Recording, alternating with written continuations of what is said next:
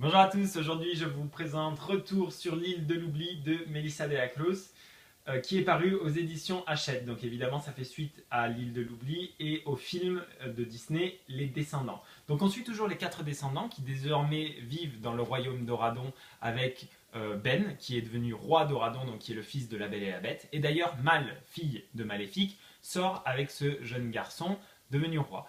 Donc tout se passe pour le mieux, ils s'intègrent, ils deviennent gentils, ils commencent à compter les uns sur les autres en tant qu'amis. Et voilà qu'un dragon terrible aux couleurs de Maléfique refait passage dans le royaume d'Oradon, alors même que Maléfique est censé être transformé en lézard et gardé sous bonne supervision. En parallèle, les 4 descendants des méchants, entre guillemets, vont recevoir des messages leur intimant de retourner sur l'île de l'oubli. Donc, ils vont essayer de comprendre ce qui est derrière tout ça.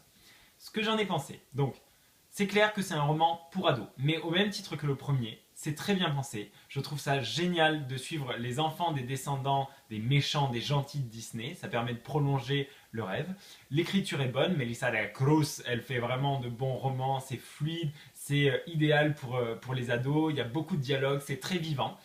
C'est très sympathique, ça met du baume au cœur. Donc n'hésitez pas, les ados, un peu moins les jeunes adultes, les enfants. Si vous voulez continuer dans ce thème de Disney, des princesses, des méchants et changer justement de rôle, parce que là, les enfants des gentils sont un petit peu cucul à praline, alors que les méchants, ils réfléchissent, ils pensent, ils sont pas complètement gogol. Donc voilà, n'hésitez pas, c'est Retour sur l'île de l'oubli de Melissa de la Cruz et c'est paru aux éditions Hachette. Et moi je vous dis à bientôt pour un prochain vlogéo. Bye bye.